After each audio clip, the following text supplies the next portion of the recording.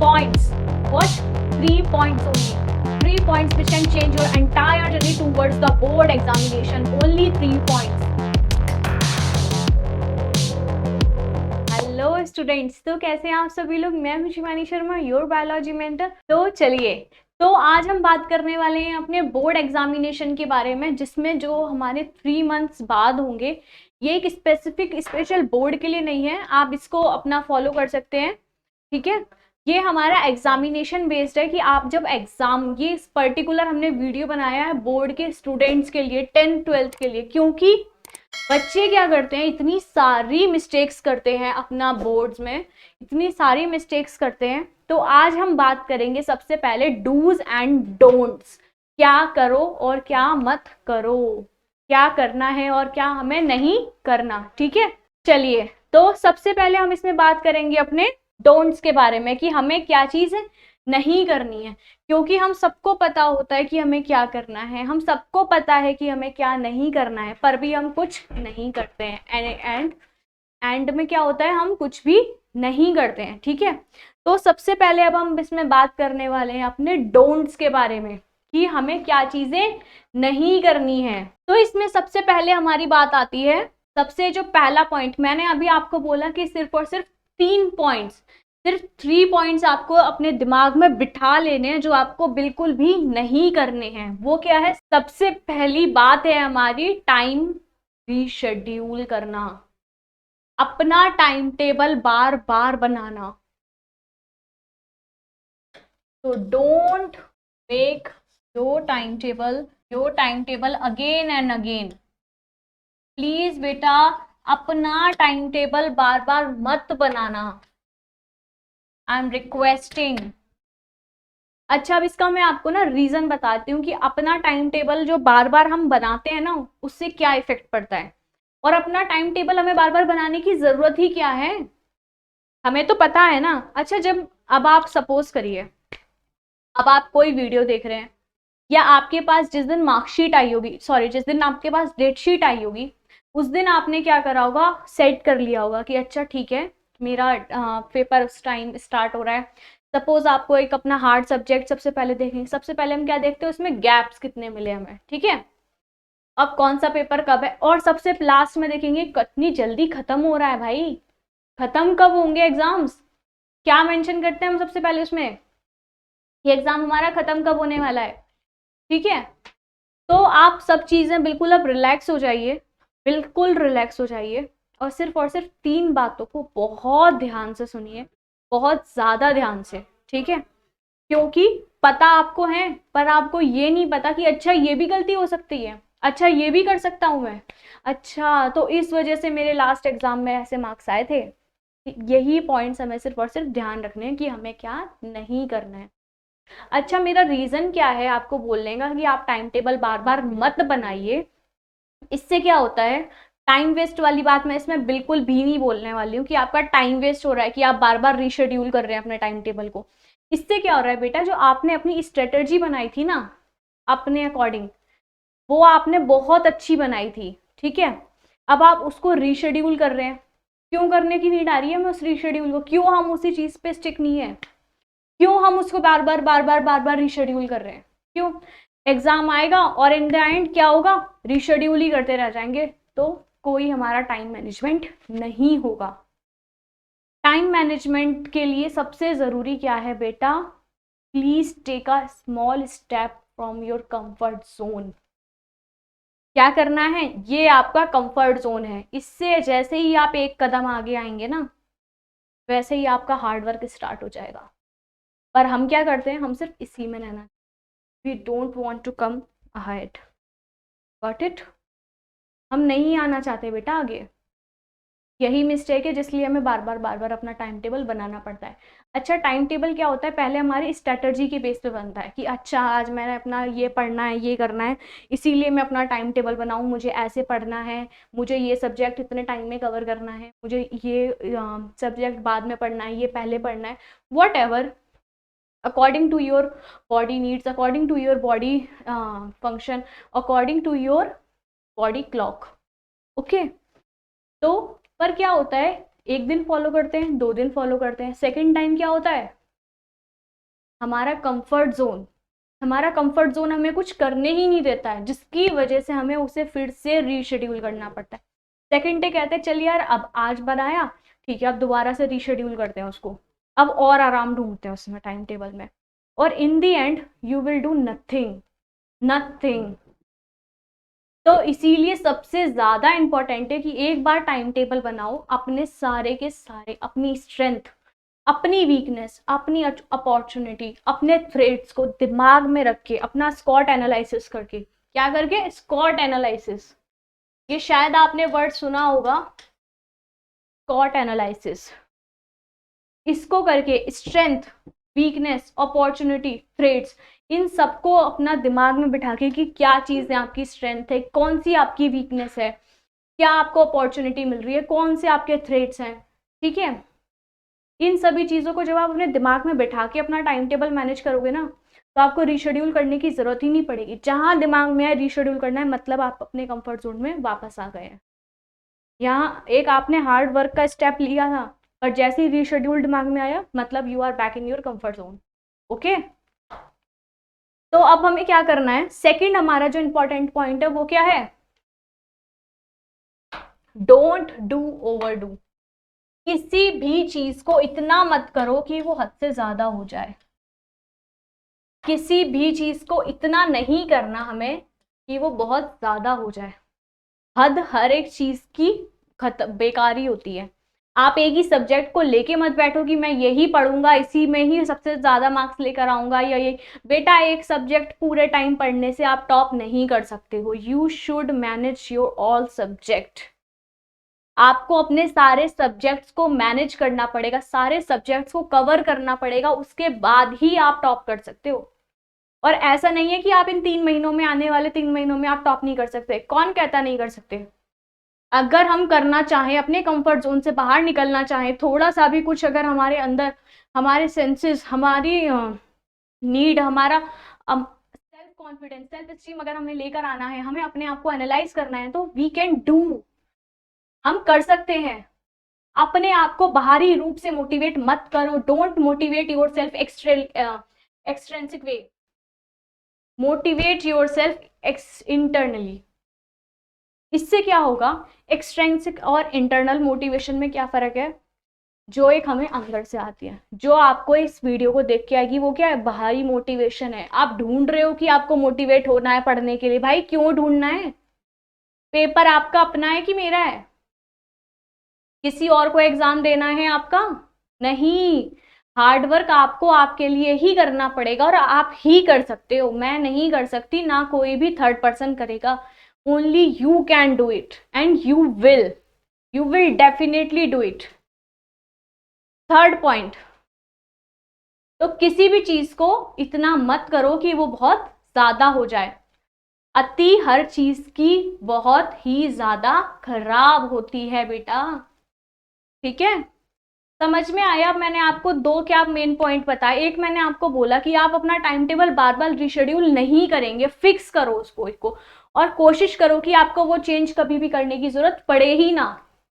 In case किसी भी, अगर चलो ठीक है, किसी भी टर्म्स पे आपको अगर वो चेंज एक दिन के लिए आप उस टाइम टेबल को फॉलो नहीं कर सकते, तो आप हार्ड वर्क करो कि आपको कोई भी चीज का नुकसान ना हो, और आप जिस अकॉर्डिंग आपने अपनी गोल को सेट करा है, वो आप उसको पूरा टाइम पे कंप्लीट कर सको, ठीक है।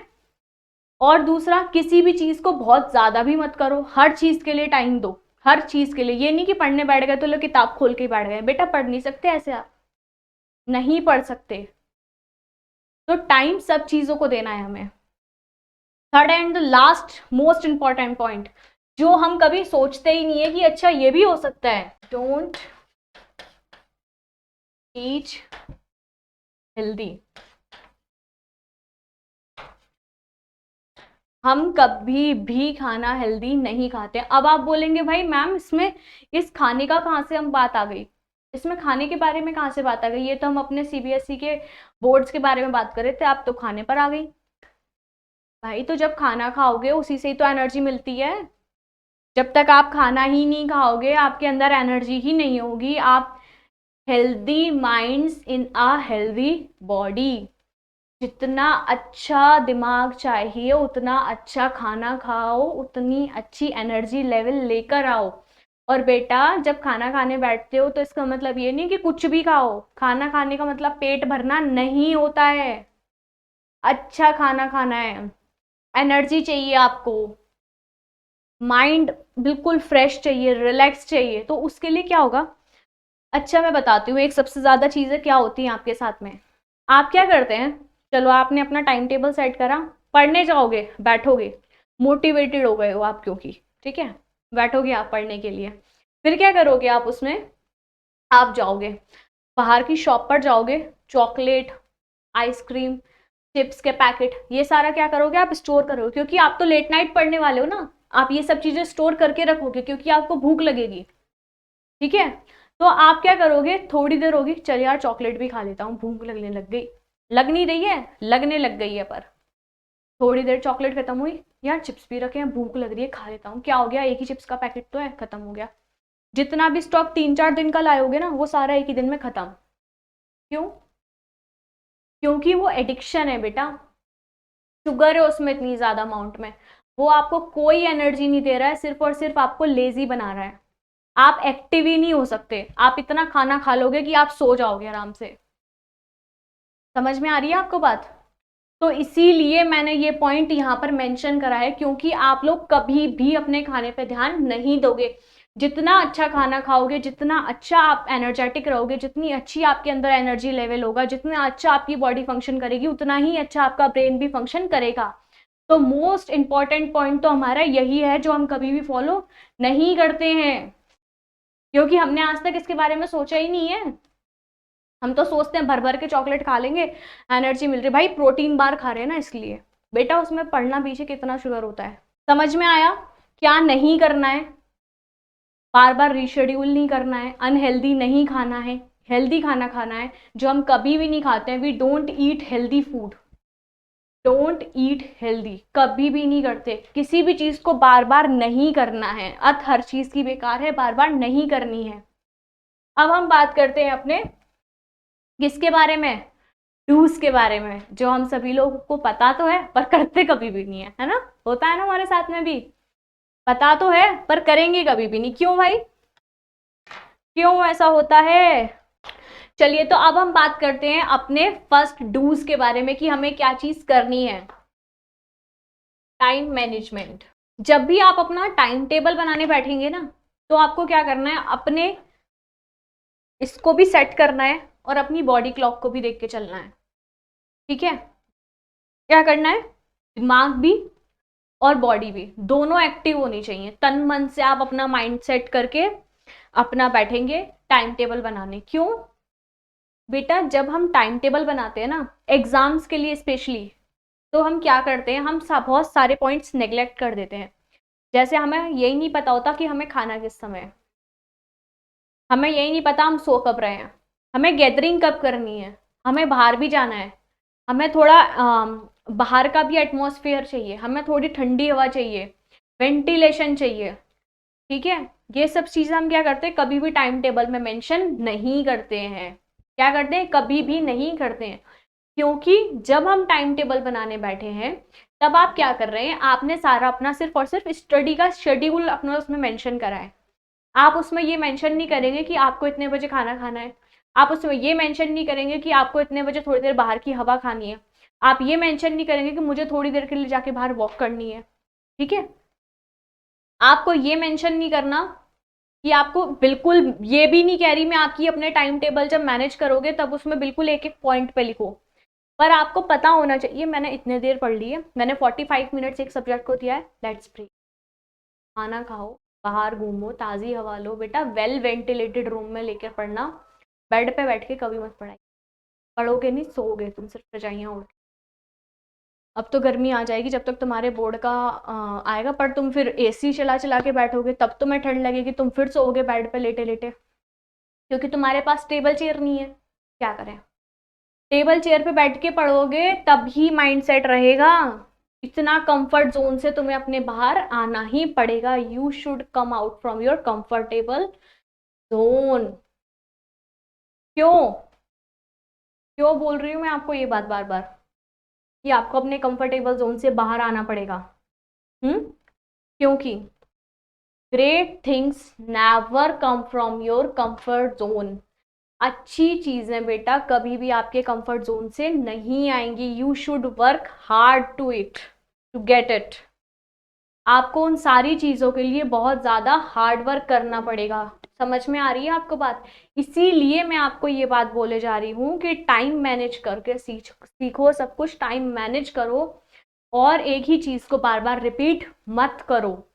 सब चीजों के लिए एक प्रॉपर टाइम टेबल बनाओ, प्रॉपर शेड्यूल बनाओ। बॉडी क्लॉक के अकॉर्डिंग टाइम टेबल बनाना है।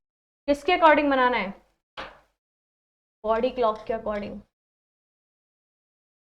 बॉडी क्लॉक क्या है बेटा? क्योंकि ये नहीं है ना कि हर एक इंसान सुबह पढ़ सकता है और हर एक इंसान रात को पढ़ सकता है। नहीं हो सकता ऐसा।